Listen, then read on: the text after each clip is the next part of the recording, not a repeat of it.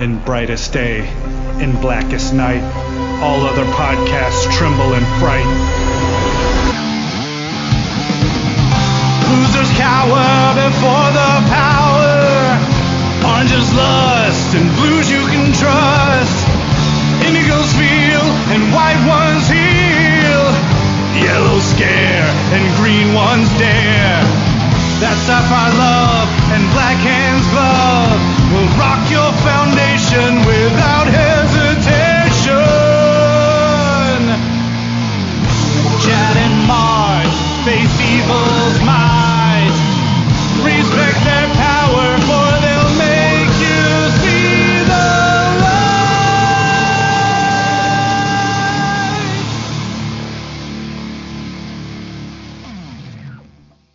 Hi, everybody. I'm Chad Bokelman. I'm Mark Marble. And this is the LanternCast. Episode 562. That's right. What is on the docket tonight? GLJune, our part, the conclusion, the end of the 2024 GLJune saga. Brought to you by Chad Bokelman in more ways than one. This turd was brought to you by... Thank you, Mother Chad. Thanks, Chad. Look, it's not the best crossover, and we'll talk about it, but there's reasons, guys. There's reasons. So this is a forewarning, guys. We might talk about it a little bit towards the end of everything, but we're not going to fully recap everything that happened in the first part, New Titans 124, or in Green Lantern, or in Dark Stars, or in Damage, or any of that stuff. We're talking about our issue, the New Titans 125. Naturally, of course, we're going to be talking about the event as a whole because we wrap up this whole thing. So, yes, there's going to be some coverage of that, but no actual recap. So if you want the full story, you need to listen to the whole crossover event, GLJune.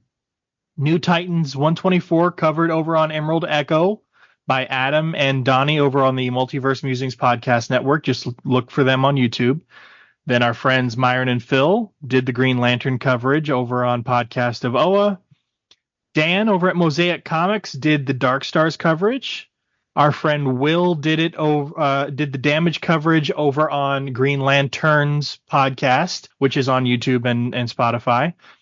Interestingly enough, we are the only ones, I say without, quote unquote, without a YouTube channel in terms of we don't post our episodes over on YouTube. I might do something for this. I might not. I don't want to lock myself in, but I might try my hand at it at the very least for this episode. It may not be up the same time this actual audio comes out, but I plan on doing just a little something because it does feel, at least to me, a little weird for everybody else to have a YouTube video and we ask all those listeners to just switch platforms and go to Spotify instead or Apple Podcasts or any of that other stuff. So I will do my best to put something, even if it's just the audio on our YouTube channel with just the LanternCast logo on it. I'll try to be a little more detailed than that, but before I get too lost there. And yes, we are talking about the event from 95, 96, about that time. I think it went into both years, right? Cover date for this is September 95. Okay. So yeah, this is just 95 then. This is the crossover event, the Siege of the CHARAM or CHARAM or whatever. I like CHARAM. It sounds more cosmic, but whatever. So we're just going to jump right into this, and I'm going to recap as concisely as I can. Bless you. We open our story over at Titans headquarters over in New Jersey, where a woman named Annie, who we got introduced to earlier on in the story as a Dark Star coordinator for Donna Troy. She is there looking after things at the headquarters with her two sons, Thomas and Benjamin. Her ex-husband is there trying to take the children away from her at gunpoint. He gets knocked on the head and disarmed with his weapon by Rose, and Rose is actually Deathstroke. Rose Wilson. This is Deathstroke's daughter. She holds him at gunpoint while Annie goes to call the cops. Meanwhile, back in space, The Titans have just finished collecting a bunch of pieces for a weapon that the Council of CHARAM, and CHARAM is essentially a solar system, a bunch of different planets with different species and stuff, kind of a collective of different races have come together to form a council, and it's the CHARAM system, or so whatever we want to. It's either a local area of a galaxy or as condensed as the solar system, but a council of aliens has come up with an idea for a weapon to stop the progenitors, which is a race of parasitic-like creatures that are kind of spreading across the galaxy. They consume everything in their path as fuel to reproduce, and they kind of try and put everybody into submission. They had come up with a weapon. The Titans had previously split into teams to go find these pieces. Well, now they have figured out that these pieces were intended to actually sterilize the progenitors. And that would mean that the progenitors that are currently existing would be the last generation, and therefore we would be committing genocide by allowing this plan to commence. So the CHARAM wants to destroy the progenitors. The progenitors wants to destroy the CHARAM. The Titans are stuck in the middle. They don't want to do either of these two things, but they cannot let genocide happen on their watch. So they are stuck in the middle of this war, fighting both sides at this point. At some point, Arsenal, who's down on the ground, comes up with a plan and starts radioing it to others to stop these missiles that they have created that would sterilize the progenitor race, and gets Kyle and them to bring some of them back down to the atmosphere and detonate it above the races so that it kind of spreads throughout the atmosphere and onto the alien inhabitants. And because the aliens, it's only targeted to progenitors, it'll spread to everyone, including the Titans themselves, and everybody will be infected that they come into contact with, and therefore it'll affect, because it's a council, when they go back to their home worlds and so on and so forth, it'll spread. So the idea is that Arsenal had come up with is to, since it's harmless to all other races, to infect everybody and basically tell the progenitors, look, you can continue this whole thing, but if you come down here, you're going to die. And if you attack any of us, you're going to die. So he basically put the decision in their hands, and they can't risk it. So they turn tail and run. And after they fix the situation and kind of make everybody understand their way, and everybody's got a happy ending, and Donna and Kyle share a nice kiss and so on and so forth, a gravity well, the one that appeared in our first issue in New Titans 124, outside of Jupiter, appears again and brings them back to our solar system just above Earth, between Earth and the moon, and everybody goes home happy. The end, except for apparently this gravity well was created by somebody specifically, and they specifically intentionally sent the Titans to CHARAM to deal with this as a test of some kind. We don't know what that is, because I wasn't reading the Titans, and we're covering this issue, not what comes after, so I didn't bother to follow up on that. But I assume it has something to do with the rest of this series, and I know Simon and some of the other DC villains were big in the Titans at the time, so maybe this is Simon or somebody working for him or something. But that is the final issue. All ends happily as can be. Good night, everybody. Nice, Chad. We can go to bed at a decent time. That's the best I could do it. I will say, the script is Marv Wolfman, the pencils by William Rosado, inks Keith Champagne, colors by Chris Mathis, and letters by Albert de Guzman. I will say, at least this is topical in a way, just because we had just been talking about Robert Venditti a lot. Apparently, I've been talking about Robert Venditti and the way his things tend to go off the rails. And that Dark Star arc was the classic example of such a good idea, but he only wanted to approach it one way, so it became clear that the more interesting way to deal with the issue was not going to be dealt with. the best thing about this issue is that at least there's some. I do like stories that have a big moral quandary in them, and at least this issue does give us that. It's the fact that okay, the progenitors are crap. They deserve to be stopped. That number one, half the team here thinks that basically the crime more than fits the punishment, and whatever. If this that A, they deserve it anyway, and B, this might be the only way we can stop them anyway. So why, so let's just let them get their just desserts. And then Donna among other people is like, well, you can't do that. It's like I just can't sign off on this. But you still have the moral question about what they're doing here, and it's like it's like it's a virus. They created a virus. It's just with the sole intent of stopping the progenitors. It's not going to hurt anybody else. But I do like the fact that there is that moral question all throughout the issue, and then at the end, the acknowledgement that when the aliens pretty much thank Kyle and company and everybody, going, well, we thank you basically because your solution was actually better. They're basically infecting the rest of the universe with the virus, which has no impact on them whatsoever because it's not designed for them. Essentially, it's like they have natural immunity since it's not designed for them anyway. But by everybody coming into contact with the virus, that means the progenitors, if they come to any of these people, try to continue their invading, murdering ways, they're going to be infected, and boom, boom, boom. Then they're going to pay the price that they would have paid anyway, even if they were, they themselves were infected with the virus in this issue. Mm-hmm. I thought that was so. I like that. I thought. Now, did I really like the story? No, not really. I will say the first issue and the last issue, which were both Titans, right? They were both Titans. Those issues I liked. From a bookend perspective, I think the event kind of works that way. Because I did like the setup, because the setup was the only issue that I had read previously before I read all the rest of these prepping for our issue. So I did think they bookended well. That it is as we've discussed before in talking about this event in general terms, that it's a very eclectic, weird group of characters all being jammed together.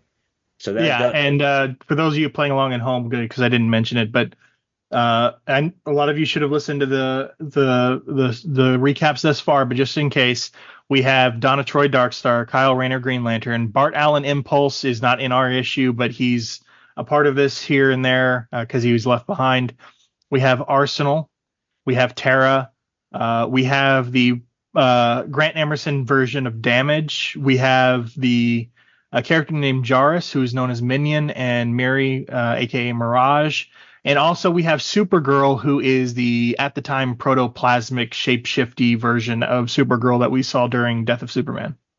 Yes, which of course is not my favorite version of Supergirl at all, but still. So because it is such a weird ragtag group of characters thrown together, and so with some of the interpersonal dynamics that exist, like Kyle and Donna and other relationships between different members of that, it does create an interesting dynamic, which I think does help the story, and obviously I think it also helps the conflict, like we talked about in this issue, the fact that there's so much moral ambiguity about the gray area between what's right and wrong here to solve the problem. I think on those basic levels, I think it is successful, I think. So do you think it's fair to call the progenitors basically, they're the aliens from Independence Day? They find new worlds, they destroy everything in their path, they consume all the resources for themselves, and then they move on to the next one. Yeah, I think that's pretty fair to say, which is kind of funny because I actually finally watched Resurgence a couple of weeks ago. You've never seen it? No, because I was never a fan of the first movie, so I know you were excited about the second one. That's what made me think about it, because it popped up on Tubi, so that's why I watched it in its entirety. Excited is not necessarily the right word. Here's the thing: is it the director or the writer? I don't know who it is. He's the same guy who did Moonfall. Yeah, Emmerich. It's Emmerich. I think it's Emmerich. And so the end of Resurgence, spoilers, I guess, is basically like, this other alien species is helping Earth attack, or rather has come to Earth because Earth is one of the only ones who's been able to stave off this swarm of, I don't even know what the aliens are supposed to be called in Independence Day universe, but whatever. And like it kind of ends with like an invitation for Earth to help all the other worlds take on this thing. And then Moonfall, which is not connected to the Independence Day universe, ends with the same sort of thing, like Earth stepping onto a larger stage. And it's very clear that Emmerich wants to tell this fucking story, and nobody's letting him, either based on box office scores or like whatever. Like nobody's letting him. He wants to tell something about Earth stepping onto the larger stage, but he can't get there because none of his stuff succeeds enough. I'm trying to make Roland Emmerich. That's who I thought.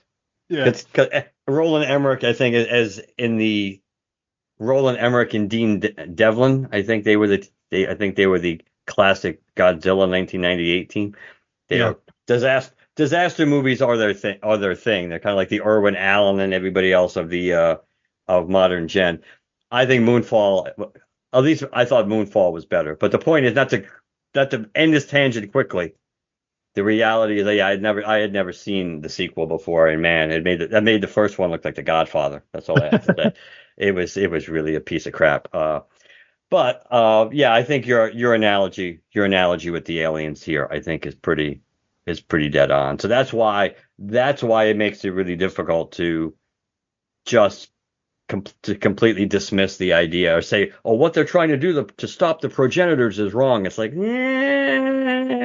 they're really not. It's just it's desperate times call for desperate measures. And if you're dealing with somebody who you know isn't going to stop unless you force them to stop, if this is the way they, would it have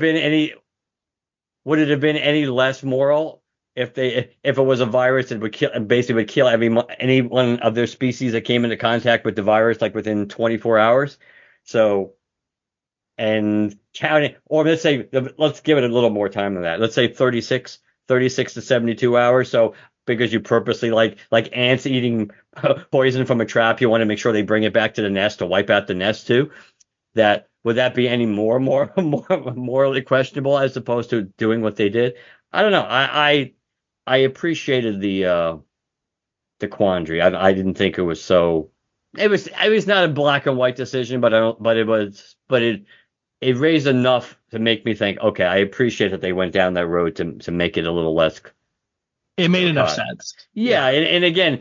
It kind of flowed naturally, so it wasn't like the Robert Venditti thing where it's like, the the Dark Stars, lethal force versus non-lethal force. This would have been like if they had in that story arc where you had Hal and some other Green Lanterns either in the issue, somewhere in the issues, or at the very end going, we won, but I don't entirely think they were entirely wrong.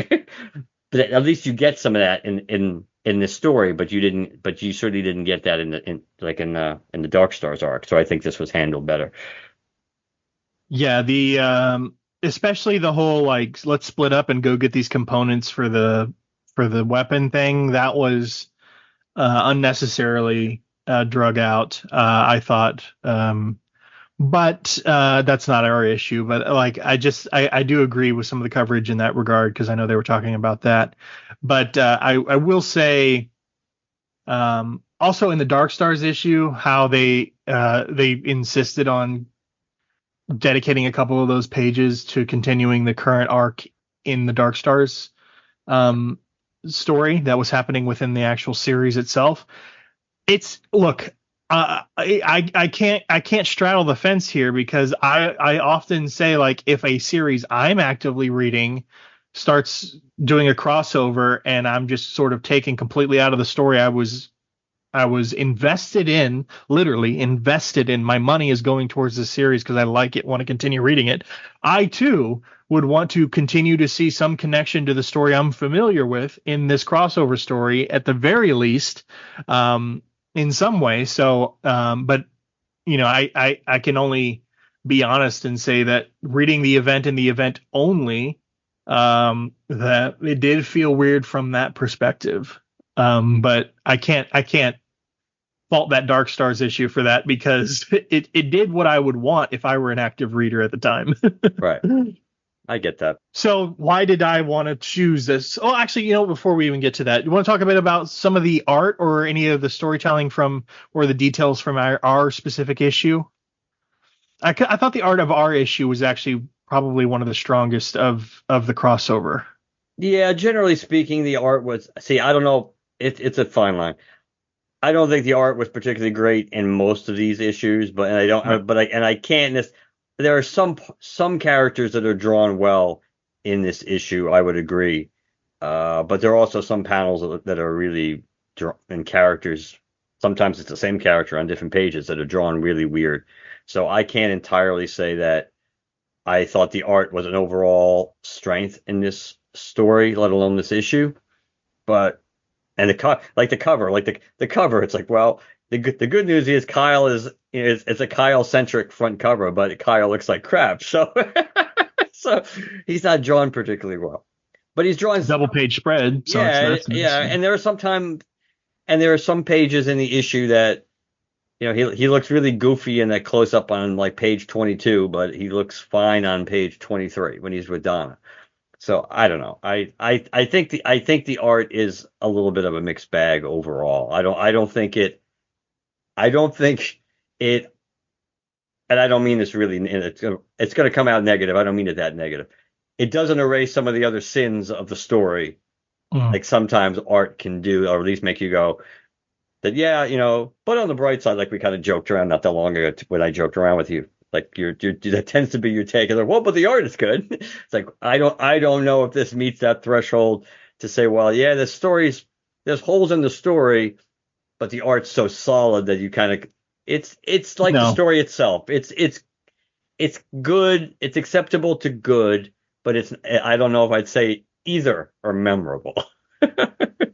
Well, yeah. So, and I'll point out a couple of things. So, there's the point where the progenitors start attacking the surface again, and like Tara puts on her goggles and talks to Arsenal and says, "What then, hotshot?" Like, what that one of the first couple of pages. She looks really well drawn in that particular panel. And then we go to the next, after that, a few pages when Tara is actually with Damage instead, and she starts using her Tara powers. And he's like, "You're amazing." And she's like, "Yeah, I am, aren't I?" Her face looks pretty great there, too. But if you go the very next page and they're on the asteroid and she says, "Hang on, cutie, we're hauling asteroid," she looks really strange there. So there's a couple of points where characters look like the page where Donna is looking up saying Titans, this is Darkstar. This is the same page where Kyle makes the Pteranodon construct. She looks almost masculine there. Yeah, she does. But she looks very beautiful in some of the other spots that we see her. Speaking of Tara, when she's coming out of her unconsciousness and Damage is holding her in his arms and they get a really close up of their face, that looks really, really good.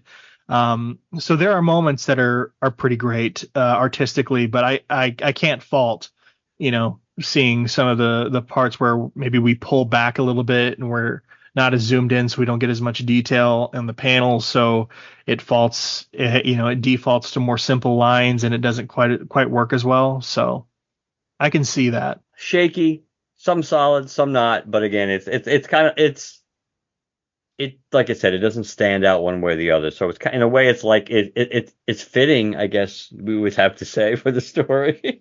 Yeah, I will say so. Let's talk a bit about why I chose this. So I had mentioned it in a prior episode of ours, but is this the best Kyle Rayner story ever? No. Is this one of the best Kyle Rayner crossovers ever? No.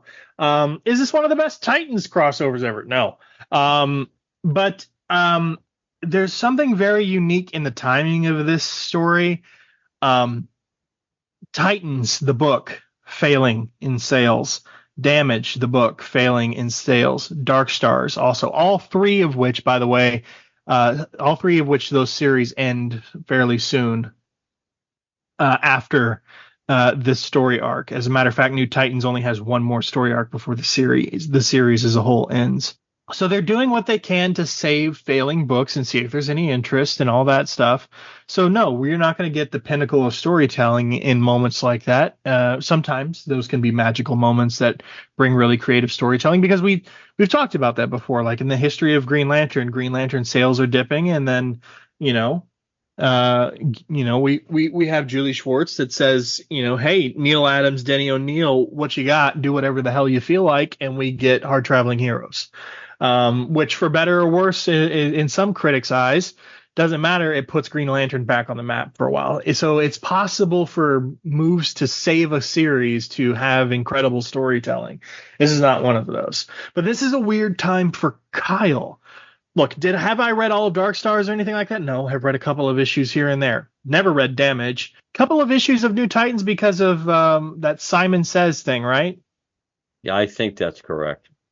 Yes, I have a couple of issues of them here and there, and I'll be honest. After completing my Guy Gardner Warrior run, my eyes are now tuned to collecting Dark Stars and then collecting Kyle specific issues. Like, Kyle has joined the Titans, and up until the time he leaves the Titans or the series ends, whichever. I do want to do that at some point. But Kyle is only a year into his tenure as a Lantern, year and a half, maybe. That's about right. So he's still a relative newbie. The only kind of big crossover we saw him in, we saw him in a couple of 2-issue things here and there, right? Did Parallax View happen by this point? I believe it had. Yes. And the Simon Says stuff happened much earlier. So a couple of 2-issue things here and there. But other than that, his only real focus in terms of introduction to the larger DCU, and a big story was just Zero Hour. But Zero Hour has fucking everybody in it, and there's so much focus spread to so many different characters. Not Batman. Yeah, and there's so many people, and your main villain is fucking Hal by the end of it. Spoilers. I was just gonna say that, spoiler alert. But so of course you're gonna focus on whoever the hell has the ring at that point, or a ring. But let's be honest, even if with the 0 Hour epilogue and everything, that's not necessarily something you would go, man, that was a Kyle-centric story or whatever. And this isn't either.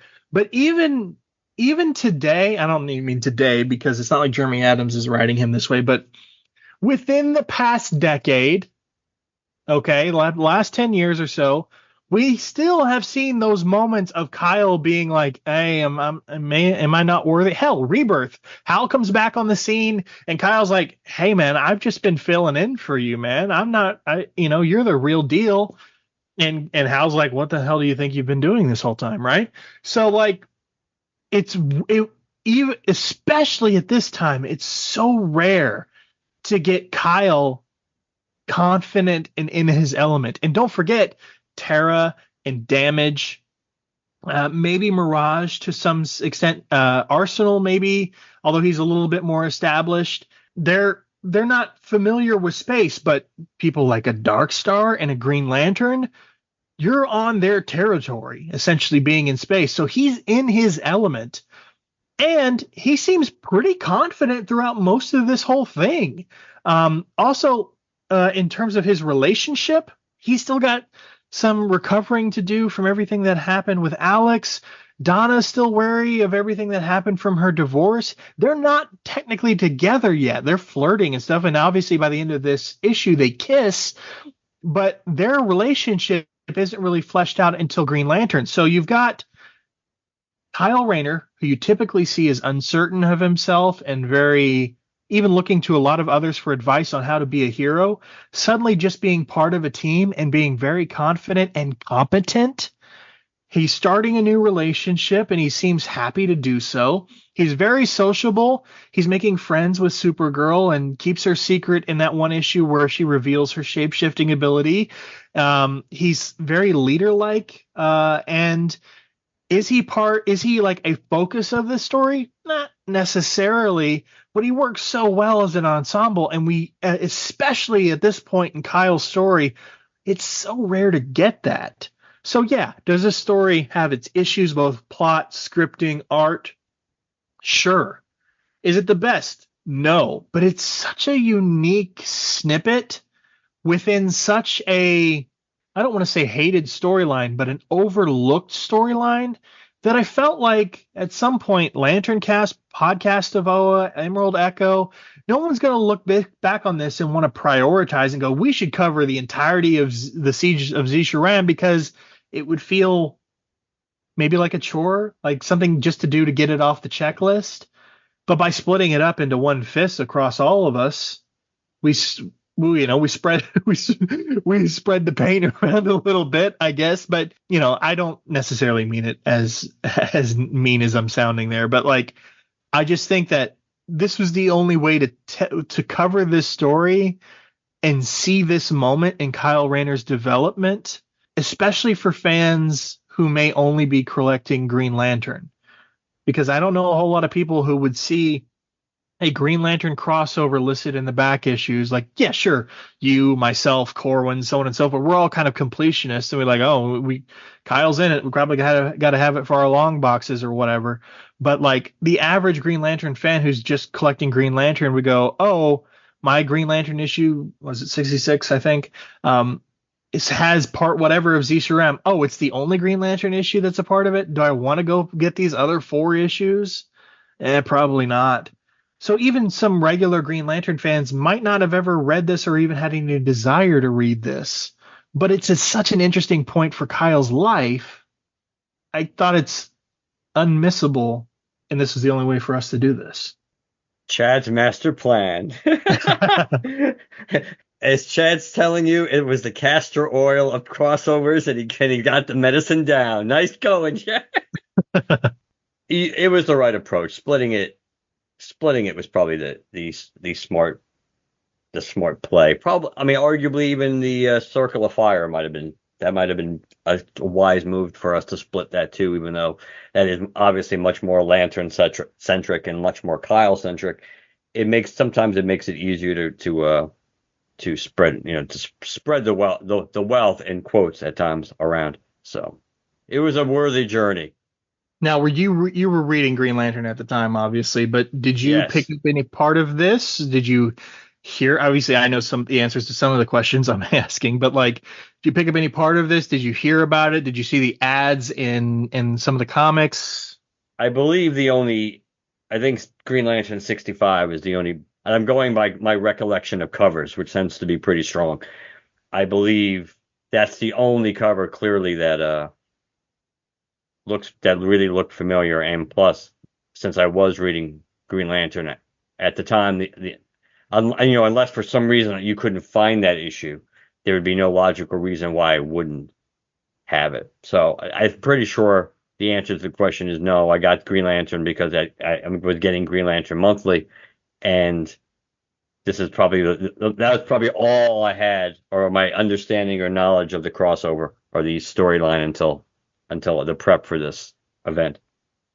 What was it like for you reading Green Lantern? Because obviously you weren't picking up all of Titans or whatever. So were there mentions of him being part of the team in the Green Lantern series at the time, or were they pretty much independent things? Because he's obviously established a part of the team of the Titans here. I think for the most part it was independent. I mean, Donna being in the book opened the door for maybe some direct references to that, but I certainly don't think it was something that came up regularly. I think they kind of kept that at arm's length. I do believe, what I can remember. How was it with Donna? Because you were only reading Green Lantern, and obviously at the end of this issue, I mean, they share a kiss, and she says, "I'm ready to kind of get over Terry and move on from Terry in some way." Did they just suddenly start dating in Green Lantern, or did the Green Lantern make its own thing happen? What do you mean make its own thing happen? In terms of starting their relationship, kicking it off. I'm still somewhat confused about what you're looking direction-wise, what you're looking for from me here. No, so in this issue, they're flirting, they're going back and forth. It's much more straightforward, I believe, in Green Lantern that they were together, from what I remember. Yeah, but then the whole team is like, hey, we sense something. What's going on? They're both kind of like, we're taking it slow. It's not ready. And then at the end of the issue, Donna's like, hey, I'm ready to move on. And they share a kiss. And, one presumes they start from there. Yeah, but it's also the time frames. So again, I don't remember all the specific when the issues that I'm thinking of. Like I remember specifically Donna was the one who made the point of telling Kyle that he needed to learn how to defend himself without having the ring. that he shouldn't be dependent just on having the ring, because if something happens to the ring, then what? You need to be able to be more than just the ring. So she tried to emphasize his need for self-defense and learning different and being better on his own if need be, depowered. So I do remember that conversation, which I think might have been in Central Park. Maybe not inappropriately, but yeah. I will say, speaking of some of the character development that you just mentioned, I will say I actually kind of like that Impulse got left behind with his head in the clouds and stuck in that stupid video game or whatever, because I think it gave some of the other members a minute to shine. Because look, an alien world is getting attacked, which feels very personal to Minion because he's just having gone through that. Tara, for some reason, her abilities are functioning a lot better out here. She has a little bit more power, which is interesting to see what she's doing, how she's developing. With Impulse out of the way, essentially, Damage gets to be a bit more of the reckless one, and all that. Mirage, I don't know that she gets a whole lot to do here. Obviously, like, she's important in terms of some of what happens in getting Arsenal's plan to the rest of the team and all of that stuff, but like what she does throughout the story, not necessarily. Supergirl, we kind of saw her moment with Kyle and his issue. She's obviously a big part of the muscle and the power on the team, but in terms of her character development, Arsenal is leading the team, but because of the team gets split apart, Donna is put in like a leadership position. So her giving orders and stuff, that was kind of interesting. And like I've said already over and over again, Kyle being more self-assured and everything than we would normally see him at this point in his development was fun to see too. Yeah, I would agree.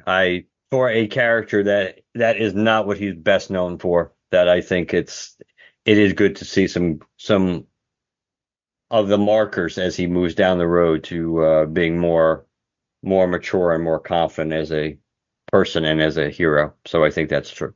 There is something I wanted to read just really briefly. It's just a couple of sentences here, but when I was looking for I was actually trying to figure out who this was in the final panel that was making these gravity wells happen. So I stumbled actually across a blog of one of my friends, part of the Fire and Water Podcast Network. His name is Tom Panarese, and he does the podcast Pop Culture Affidavit. But like many of these podcasts, they started off as blogs back in the day. And this one is an entry from 2014 when he was talking about he was actually reading the New Titans when he turned 18. This issue this storyline came out when he was turning 18. And he says things like, at the time, I thought that this version of the Titans was worth reading, but he's talking about in hindsight how things are a little bit different. And he was explaining why he thought, at least in his 18-year-old brain at the time, he was liking it. And then he's talking a bit about team members and stuff like that. But there's an analogy I thought was interesting about not necessarily Green Lantern, but just the status of this book at the time and what he thought about it, that I thought you would find interesting. So I actually saved the link and I wanted to read it. I think the listeners will find it interesting as well. He says, so I wanted to see this team and I wanted to see it work well, especially since I thought that the lineup change had brought some much needed new life to my favorite comic book. But there was a marked difference between the 1986 world champion New York Mets and the 1990 we surged but came up short New York Mets. Whatever brilliance New Titans was having in the post-Zero Hour era was a, no pun intended, mirage, as my reread of these stories has shown. The dialogue was often clunky, some of the plots were nonsensical, and with the addition of Minion and two space-based heroes, Green Lantern and Darkstar, the book became too science fiction focused. Had the group spent a few issues taking on villains like Trident, the Brotherhood of Evil, or the Fearsome Five, I think we would have had a chance to see them as heroes and not also Rands. That's interesting. I don't have enough ties to the Titans one way or the other to make a fair, objective assessment of that, but it does seem to be some truth in it, and I can understand arguably how bringing in Donna and Kyle potentially kind of hijacked the group to a certain extent and kind of made it almost like a foregone conclusion where the stories were going to go, because you have these two really powerful characters that you have to be dealing with bigger threats, higher, faster, Captain Marvel bullshit. That's that kind of thing. It made sense that's where that they almost had no choice, but nowhere to go but up in this case. So I can understand why that could turn a lot of people off based on who else was on the team prior to that. I was also wanting to read that. I mean, obviously there's the baseball analogy, which I thought you would enjoy, but I also wanted to say, like, he says the dialogue was clunky, some of the plots were nonsensical, it became too science fiction focused, so on and so forth. For a book like New Titans with the heroes that it had, I kind of get what he's saying, and we kind of feel that throughout this. So I thought it was a good summary of kind of maybe some of the problems with New Titans at the time that kind of probably would have spilled over into the books that were crossing over with this story arc, because it was so rooted in the New Titans. So I thought that was worth mentioning. It was a good find. For sure. All right. Anything else about the Siege of the CHARAM? Hasta la vista, baby. Yeah. Look, it was fun. I'm glad we got to do it. I'm glad, even more so that everybody who participated was so willing and happy to do so. Our goal with these isn't to direct anybody else's content or anything else. And it's just, I made a Twitter post about this earlier today, but, thanks to everybody who joined and put out stuff and helped promote each other's shows and stuff like that. But, it'd be so easy with all of us being Green Lantern specific content creators to think that we're competing for an audience. But that's not the case. It's so rare that you find somebody who loves exactly what you love, and loves it so much that they're willing to produce content for free for others to share in what they love. And, LanternCast was one of the only ones doing it 16 years ago, but now there are so many others, and it's nice to call them friends and bring them in on this. We're not the last anymore. We're not the only anymore. So now we can retire, Chad. Thank God. There you go, Dan and Jim. You have it back. So that ends our coverage of GLJune 2024 and the Siege of the CHARAM. But while we have you guys listening, we wanted to talk a little bit about some of what we have coming up for the show. This is where we insert the crickets now.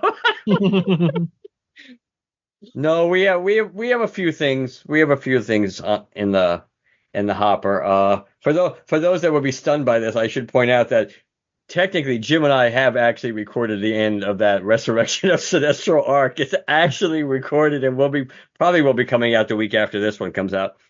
But yes, that's already done. So surprisingly, we have kept our word, and not only did we record like 3 times, like in barely over a month, that we did it we probably surprised ourselves.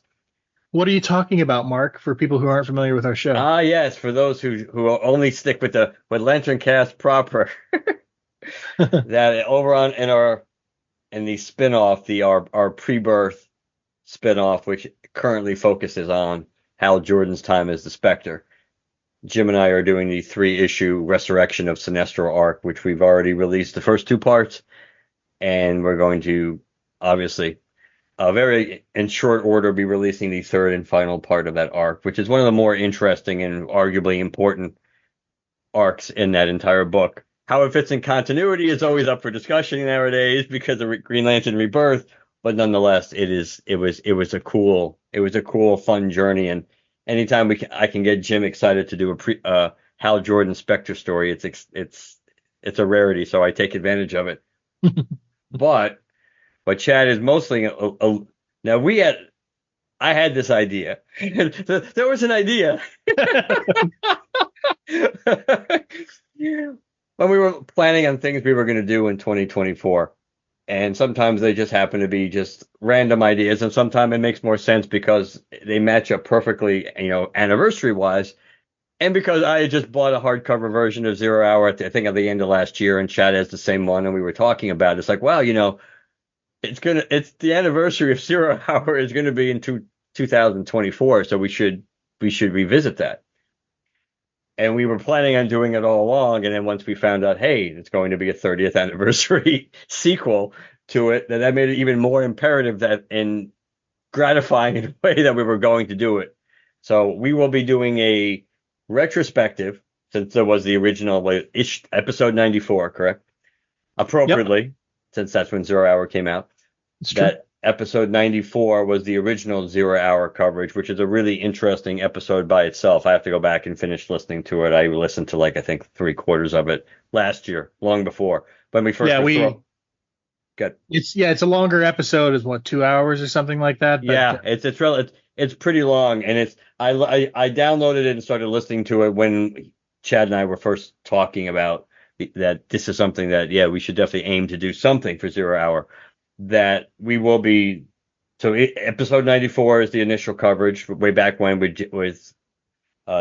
back when Jim and Dan were the stirs, the straws that stir the drink more than anything else. But so we had Adam Murdo on from Comic Geek Speak, and the reason we did that is not only is he like a living, I swear he has like an eidetic memory for every comic book he's ever read, but also when Adam was in college, he did his thesis on Crisis, and one of the things that introduced him to comics, he had a big focus on 0 Hour and how important 0 Hour was. So since 0 Hour, of course, was the first real sequel. It wasn't the crappy hype you get nowadays for every time they do a Crisis event. How this becomes the real successor, the real sequel, the spiritual success.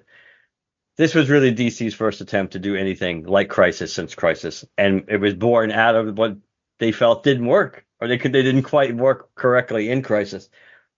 So Chad and I are going to be doing this along with Dan. Dan will be joining us, so we will be doing a retrospective and talking about the event, talking about what actually happened in the event, and obviously from our perspective, I'm sure there'll be lots of specific Green Lantern Hal Jordan references and analysis related to what probably is inarguably the most more than Emerald Twilight, that 0 Hour is actually the definitive Hal Jordan parallax moment based on how things played out, because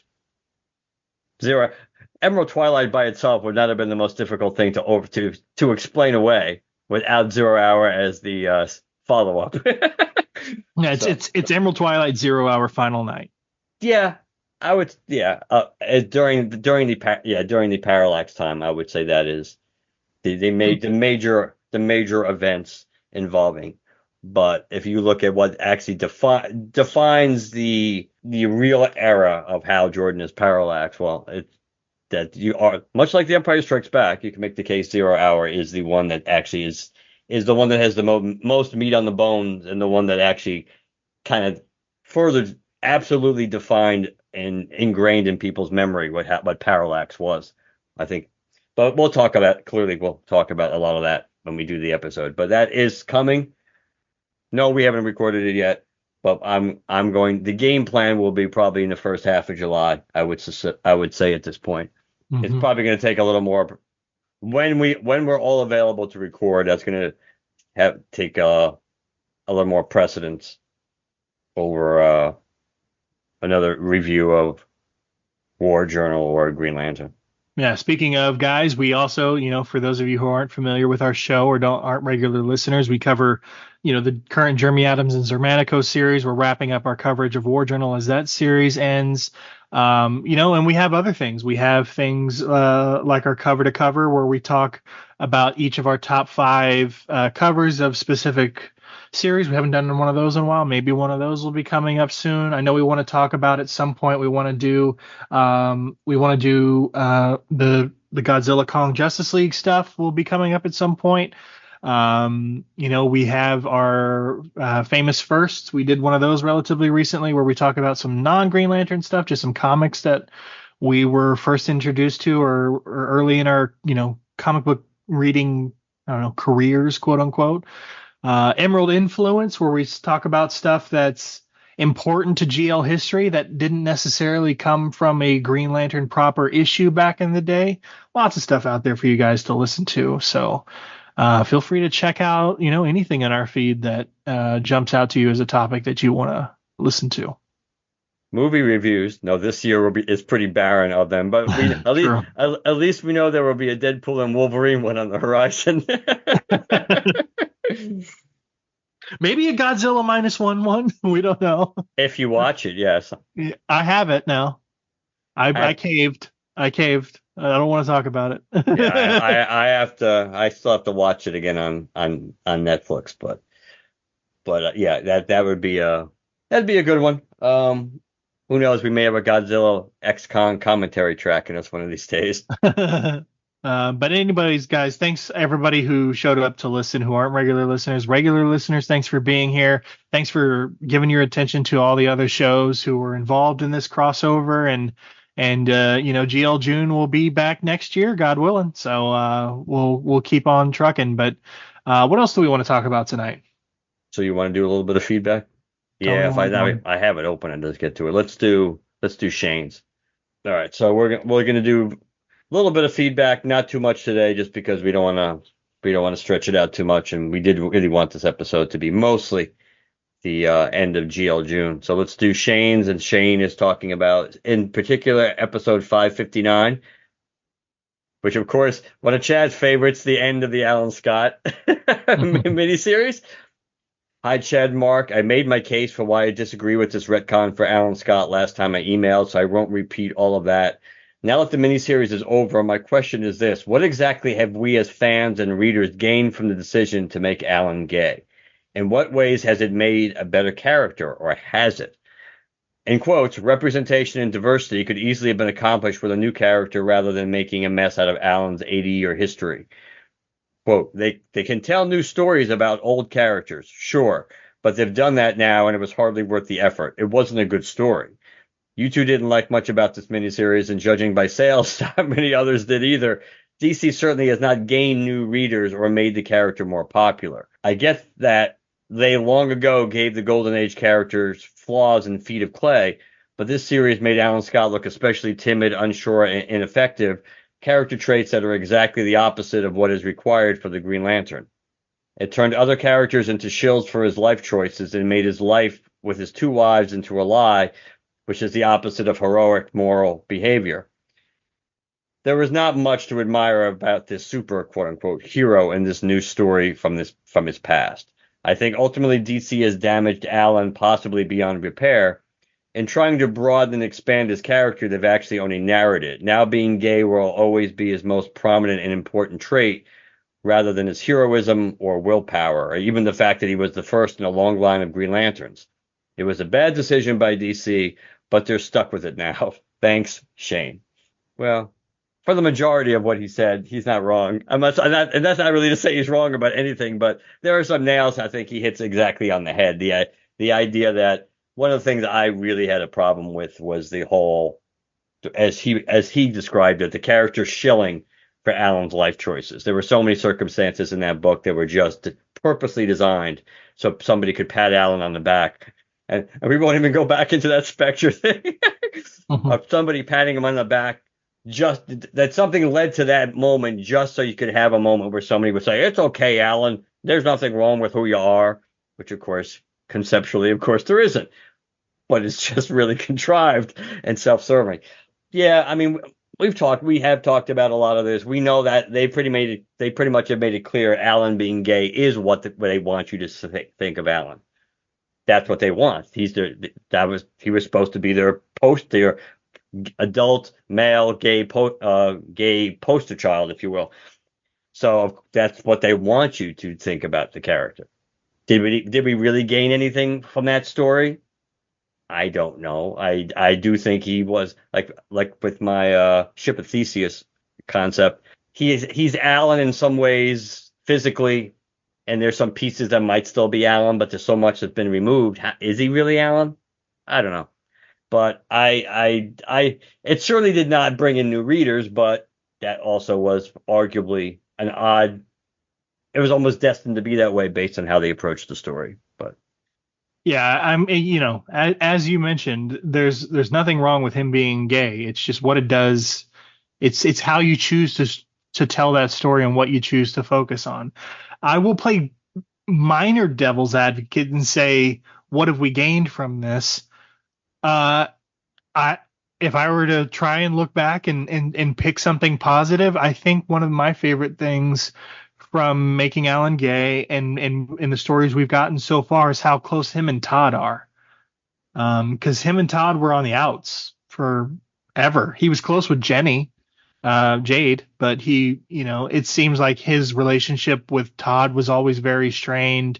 Todd, didn't Todd blame him a lot for not knowing about them or bothering to be with him? Or I think so. yeah. So if I remember that right, and even if like Alan didn't know about them or whatever, and Todd was okay with that, it's just I think after Alan did know about them, I don't want to say he always tried to interfere with their lives, but he did try to be a dad. But Todd was like, you weren't there. You never earned the right to tell me what to do. So regardless of what Todd's thinking or reasoning was behind it, there was always a rift between him and Alan. For the most part, there were times when they were close or whatever, but the relationship between Todd and Alan seems to have improved, and that is something I like. I like, especially with all the years of animosity between them, it's nice to see father and son coming together here. So that's minor devil's advocate. I will say that's something we gained. But every time we do get a story with Alan, since we got it, like the focus is talking on his sexuality, which is fine. But if that's all you have to focus on, I honestly, I don't want to go down this road again. And it's not like, hey, Shane, you shouldn't have written this or anything. I'm not saying that. Thank you so much for the feedback. I agree with a lot of what you said, so on and so forth. But we've beaten this horse to death at this point. And I don't know. I don't know what. I'm not a writer. I once upon a time in whatever sense of, because I try very hard, especially specifically with podcasting and content creation, to have a little bit more pride in what I do and self-assuredness. But at one point in my life, I egotistically referred to myself as a good writer. I don't believe that anymore. I was just saying that because I thought it was cool and made me sound interesting or whatever, creative or mysterious, whatever bullshit young people think about themselves at the time when they try to make themselves into something they aren't or interesting. Am I a good writer? Can I write well? Sure, but that doesn't necessarily mean I'd be a great writer for a comic book or a novel or anything like that. So I don't know what DC could do or should do at this point. You've made, he's right. He said it was a bad decision by DC, but they're stuck with it now. So if they're stuck with it, what do you do? What do you do to make it interesting? I don't know. I can't tell you. But all I know is focusing solely on his sexuality and his sexuality only. That's not the move. It's okay to reference his sexuality because anyone's sexuality, romantic history, whatever, is going to be a part of their character and character development, supporting cast, so on and so forth. But it's going to give you opportunities. But if that's all you focus on, that's the problem. Yeah. And unfortunately, like we talked about with the execution problem versus game plan. This is what they wanted. So right now, that's all they have to say about Alan Scott, which is why they didn't. There was no subtlety. There wasn't the Morgan Freeman approach. Let's talk about everything let's talk about what we have in common. Let's talk about what this version of Alan Scott had in common with the original Alan Scott, and then the minor differences. He's essentially the same guy. That's not what they wanted. They wanted you to be constantly reminded why this Alan Scott's different. And yeah, so the answer to the question is, how could they do it differently, and where do they go from here? At some point, if they want it to be not just basically a stereotype, they made Alan Scott almost like a stereotype in a way by trying not to, or in their mind's eye they weren't, but they are. It's by telling stories with Alan Scott that are Alan Scott stories in which who the hell he sleeps with is not really important for at least 7 out of the 10 stories that you're talking about. And playing a little devil's advocate to your devil's advocate related to him and Todd, that's kind of if Todd has all these real deep-seated issues with Alan, which are legitimate, it's also kind of half-assed or kind of narrow-minded to think, oh, he sleeps with the same kind of people that I do, so that means so we have that in common, so that kind of overcomes all the real problems we have. That's kind of a Mickey Mouse approach to it too, and that's not how you would view it. But I think that's almost how but the way how heavy-handed they're writing it, that's almost like they would say, well, yeah, they have these issues, but that thing they both struggled with was so strong. I mean, yeah, it could be the the little crowbar that opens things up between the two of them, but it shouldn't be the be all end all to everything. But Yeah, I think in my mind I was still thinking about that. Was it during Infinite Frontier? Was it a special when Todd and Alan had that conversation in that old bar? it was either Infinite Frontier or was one of the Pride specials. But it was one. I want to say the Infinite Frontier one was when they were like it was. I forget where they were talking because that's when Alan actually came out. So I think it might have been the Pride special. But yeah, Whatever the story was, where we saw Alan meet up with Todd in a building that used to be a bar back in the day, and we had a whole conversation. I do remember Todd expressing some still lingering animosity or uneasiness about his relationship with Alan. So it's not like Alan being gay solved everything, but maybe it gave him a small to play devil's advocate to your devil's advocate to devil's so advocate. you're a devil's advocate.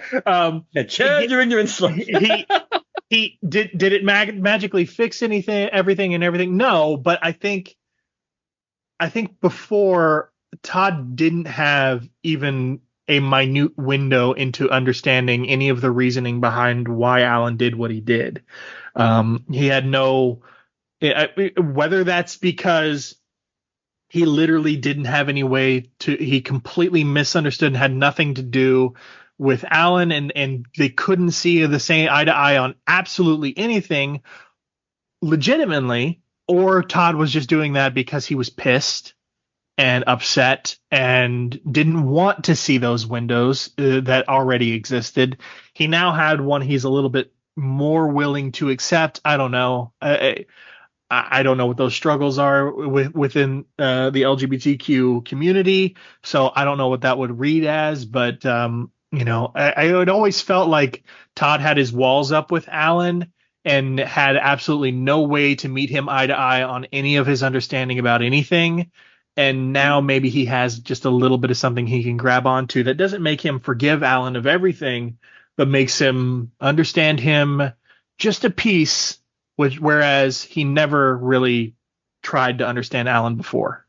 And in real life, I would buy that more than the way Alan's and his stories are treated with Sheridan and everybody. Then mostly, I think, Sheridan in this group. And what's his face? Oh God, I drew a blank. The guy whose quote made it clear that their plan all along was. We were talking. We talked about it at some point during our Alan coverage. I don't remember though. Yeah, the original. I think he was the one who wrote when it became clear that was always ideal in a perfect world from their perspective. That was always going to be the opening salvo and the long-term plan to make Alan gay eventually, just everywhere and not straight anywhere. Who's writing that Killing the Children book? Tynion? Yes, that's it. Tynion. James Tynion. That's the one. Yes, that's the guy. So the answer to the puzzle was James Tynion. He's the one who had that quote about Alan Scott and the game plan for Alan Scott. That in real life, I would say having that relationship, that commonality, surprisingly, especially when he wouldn't think that was the case. I mean, there was no reason for him to think that you had that in common. I can understand that, but again, because of how heavy-handed and how there's only like one gay experience that seemingly like Sheridan never wants to explore, like it, not because it doesn't happen, but because it's almost like we have to talk about this one thing, which becomes almost like the prototypical experience when there's other experiences too. That I think it's too convenient. And again, if some of these other things hadn't been in place and we didn't know how Alan's stories have been handled, I would be a little more open-minded about how that would flow naturally, but it just seems a little, again, convenient. But based on that fact alone, but just hopefully we won't have a mini anytime soon when we have to worry about it. Well, I mean, we'll be seeing Alan in absolute power, which, I mean, we're sticking him with an ensemble. Carol will be there, so on and so forth. There's a specific kind of like situation where everybody's depowered and everything. So there's a crisis at hand, which I know is a buzzword for DC Comics fans, but like, you know what I mean by that. There's a crisis at hand, something to focus on. So maybe, you know, as much as I'm not looking forward to yet another crossover interrupting things going on in the current Green Lantern series and stuff, maybe we will see some actual character development and focus on the superheroics, the willpower, so on and so forth of Alan in Absolute Power. We'll see. It's possible. But yeah, we'll see. I mean, it would be nice to have. It would be nice to have Alan Scott just show up as Alan Scott and not having baggage. You know what I mean? That would be cool. Yeah. That would, and if we're gonna get one, if we're gonna get an appearance, that would be the story. That would kind of like bring it all home. Yeah. Well, do we have anything else we wanted to talk about tonight? Well, I'm sure, but we don't have time. Well, if people want to listen to us, or if any of our new listeners for our crossover want to see more of what we do, how can they find us? LanternCast.com. The email is lanterncast@gmail.com. So if you like us, you can follow us on Twitter and like us on Facebook. Hashtag GLCast to track us down there. We're on Apple Podcasts, Spotify, Podbean, all over the place. Wherever you do listen to us, please leave us a positive review. If you'd like to leave us a text or a voicemail, 708 Lantern. LanternCast Vids is our YouTube channel where we do a whole bunch of things: card reveals, card openings, we do unboxings, we do a bunch of things. Ring Cyclopedia episodes, always fun. That's right. Thanks again, guys, for listening, and thanks again to our crossover companions in terms of Emerald Echo over on the Multiverse Musings podcast network, the podcast of Oa, and we got Dan over at Mosaic Comics, and of course Will over at Green Lanterns podcast. Thanks everybody for participating, and we'll see you next year for the next GLJune. Good night, everybody. Good night.